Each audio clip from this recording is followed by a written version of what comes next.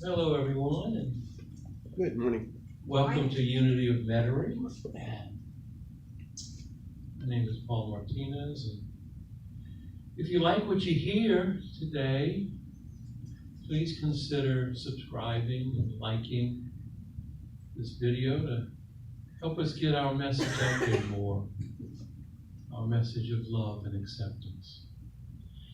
Today I'm going to include my series on the universal truth that Jesus taught by speaking about hypocrisy. The word hypocrite comes from the Greek word meaning play actor. A hypocrite is someone pretending to be something that he or she is not in order to receive recognition or gain. Hypocrisy is a result of pride. Humble followers of God seek to live according to His laws because they love God and other people, not because they will be recognized or honored by it. And Jesus spoke of this directly. In Matthew, he says, "You hypocrites, Isaiah prophesied rightly about you when he said, 'This people honors me with their lips, but their hearts are far from me. In vain do they worship me, teaching humans precepts as doctrines.'" And later in Matthew he says, "Woe to you, scribes and Pharisees." And by the way, Jesus was a Pharisee. That's why he was called rabbi. "Woe to you, scribes and Pharisees, hypocrites! You on the outside look righteous to others, but inside you are full of hypocrisy and lawlessness."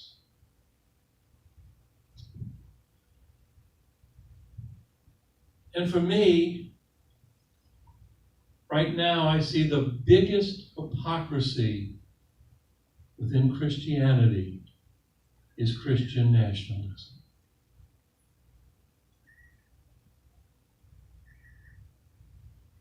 Our founding fathers did not found a Christian nation. For example, no matter what people say, the word God does not appear once in the Constitution. Nowhere in the Constitution or any of the amendments do we find the word God. In fact, the First Amendment is very, very explicit. And just as an aside, I love when people rally around the Second Amendment. This one's even more important, I think. In fact, they got the Second Amendment wrong. That's beside the point. First Amendment reads, "Congress shall make no law respecting an establishment of religion." Can't get clearer than that. That no law that should in any way establish a religion as the religion of the nation. But then it continues, "or prohibiting the free exercise thereof, or abridging the freedom of speech, press, and all the following, all the rights that are found in that amendment." But they begin it with, "No religion should be established as the national religion." Why? Because many of these people came to this country fleeing religious persecution in the countries they left. And the last thing they wanted to see was religious persecution taking place here. And so very, very clearly, they say, no,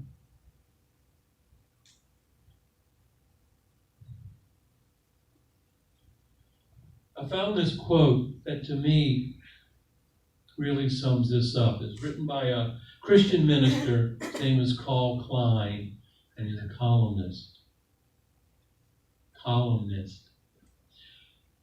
He wrote, "The initial problem I have with Christian nationalism is the phrase itself. It's a misnomer. God or Jesus Christ did not found the United States. There is no such thing as a nationalism that is Christian. It's impossible. Christianity is a religion of welcoming the stranger and loving the neighbor. Like Jesus, it doesn't exclude the leper, the Samaritan, the criminal hanging on the cross, or the crucifier. All are accepted and, if necessary, forgiven. I do not think there's any evidence Jesus was intent on founding an empire like the Romans or a nation like the Canaanites, but rather a kingdom that was inclusive of all." Then he goes on to say, and to me this is what's really important, and this is really where the hypocrisy comes in. Because Jesus taught love. Taught love over fear. And when you hear people from this ilk, where they call themselves Christian nationalists, or many of the evangelical Christians, they preach fear. And Carl writes, "For me, the crux of the issue is fear. Fear of change. Fear of independent women. Fear of people of color. Fear of other religions. Fear of different sexual orientations. Fear of immigrants.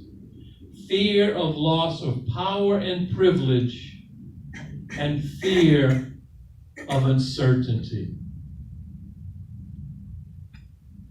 Jesus says very clearly in Mark, "Do not be afraid, only believe."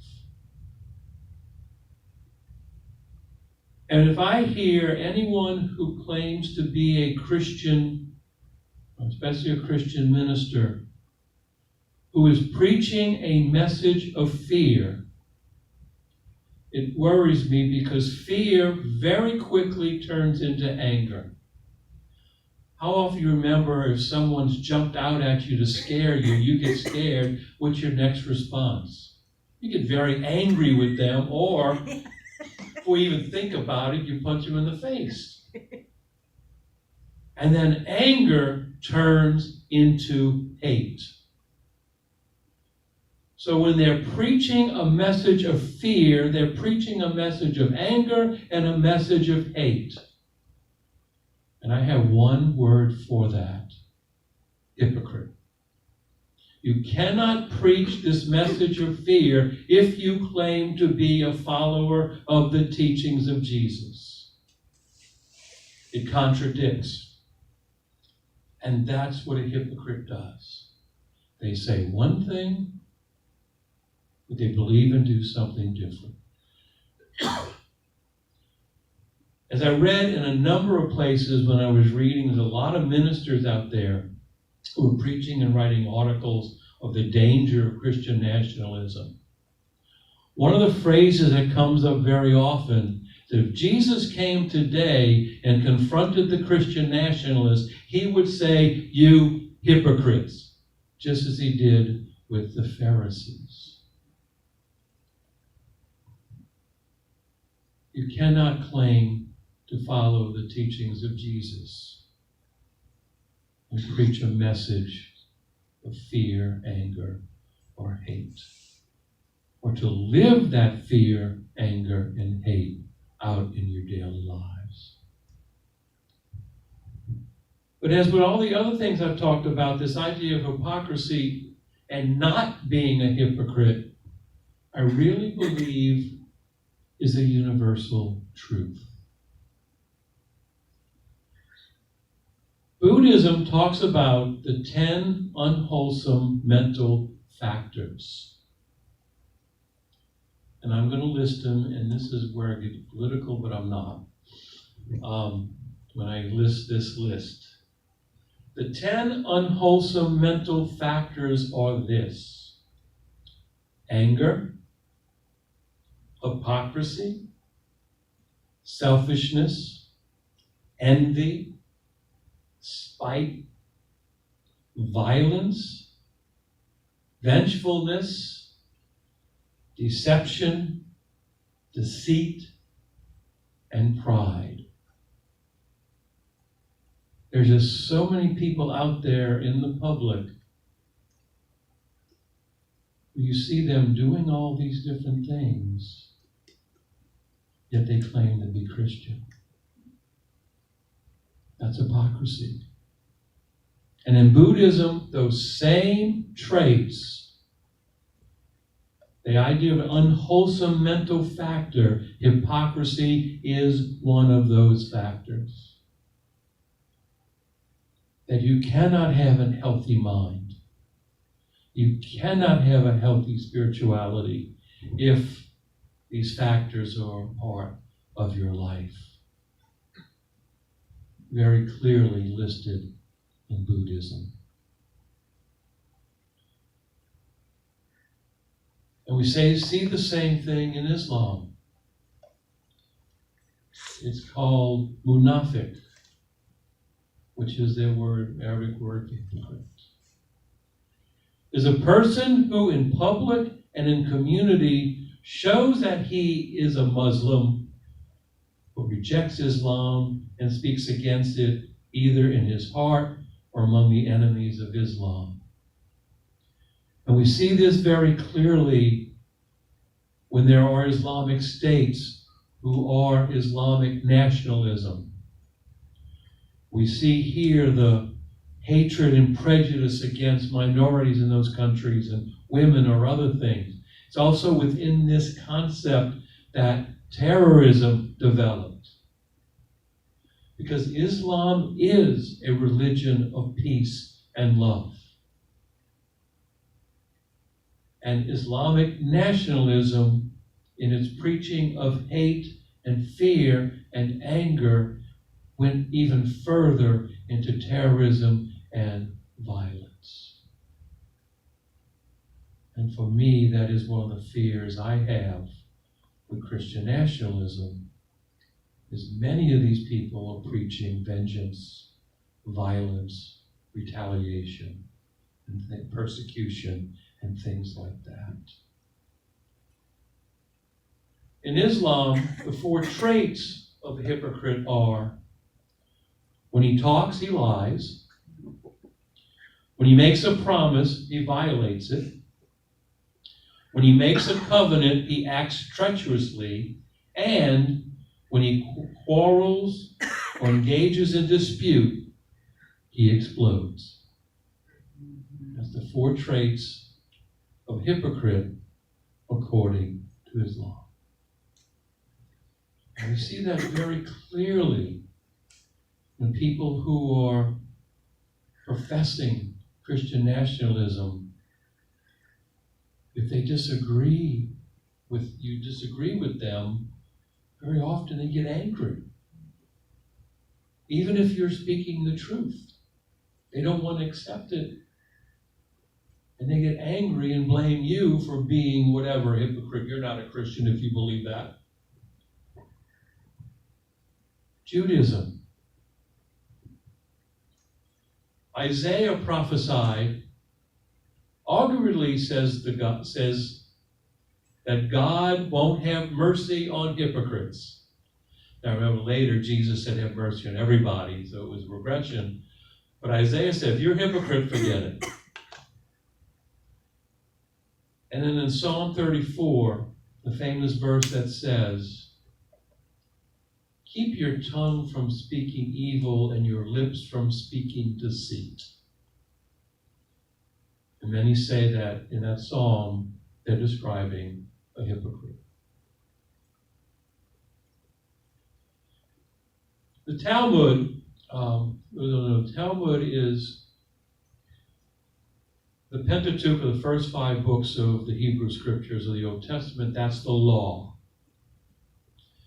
The Talmud is the book that expands and extends an understanding of Jewish law. The Talmud lists 3 types of people that God hates. I know that's Judaism, the Old Testament, but what to me is important is what this list is. The first of these is a person who says one thing with his mouth while thinking a different thing in his heart. In other words, a hypocrite. Finally, in Hinduism, the Bhagavad Gita, which is one of the main spiritual scriptures of Hinduism, says, and I quote, hypocrisy is stated to be the mother of all evils. The Bhagavad Gita has identified hypocrisy as one of the major obstacles in one's materialistic well-being and spiritual growth. Thus, to move forward in life, one must be true to oneself and to the world at large.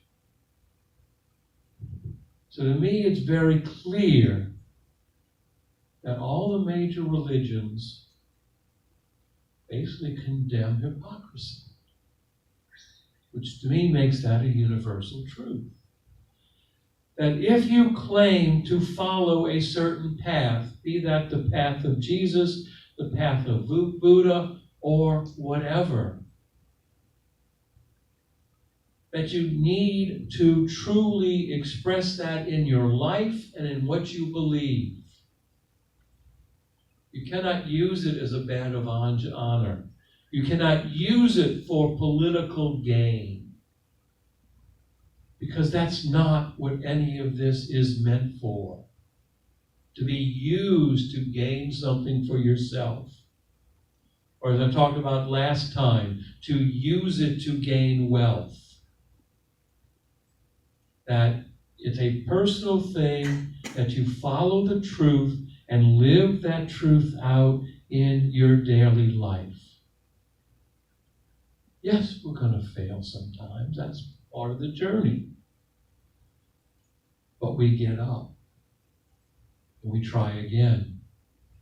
But we do not use our spiritual path as a way to gain stuff, to use as a weapon against someone else, or to totally misrepresent it to other people. And I think we need to become aware when others are doing that. To get to know what is behind the path I am trying to follow. Now, John the 23rd said this about studying Scripture in the Catholic Church, but I believe it's just as true of any path that you follow. That it's just as important to study in that path, to read about it, as it is to pray and meditate about it. To work on coming to a deeper understanding of what this path I'm trying to follow really means and the impact it has in my life.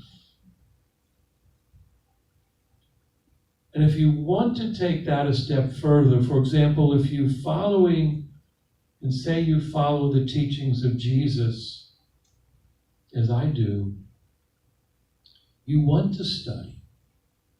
and you want to learn more. And I recommend highly 2 books, both written by Marcus Borg. One's called Meeting Jesus Again for the First Time, where he really delves into what Jesus actually taught. And just as an aside, even makes the thing, even back when he wrote these books, he's deceased now. When he wrote these books, it was the rumbling of this being a Christian nation. And he said, if this was truly a Christian nation based on the teachings of Jesus, we would not be having any of these healthcare debates. If someone got sick, they'd be taken care of, end of story. So what he's saying is, because we're not doing that, we're not following the teachings of Jesus, how can you say this is a Christian nation? The other book that I highly recommend has a similar title. It's called Reading the Bible Again for the First Time, where he delves into scriptures.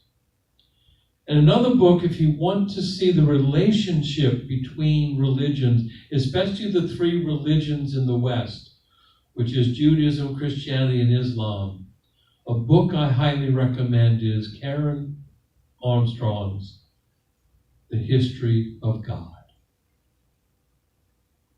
where she traces the history of God through Judaism, Christianity, and Islam, and shows the connection thereof. So if you hate another religion and have no understanding of that religion, you're sowing the seed of fear and hate. And you're a hypocrite. And unfortunately, right now in the world, and we've seen that in the history of religions, it's not a modern phenomenon. The Inquisition was hypocritical. The Crusades were hypocritical. The witch burnings and witch hangings in this country were hypocritical.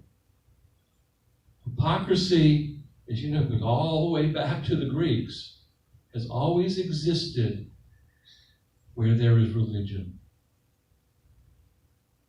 And those of us who say we follow a certain path need to do what we can not to be hypocritical and to know the truth. So when somebody else is being hypocritical, we can say, no, I'm not going to listen to them because they're not speaking the truth. They're a hypocrite. And I try my best in my own life not to be hypocritical. Amen. Blessed be. Namaste.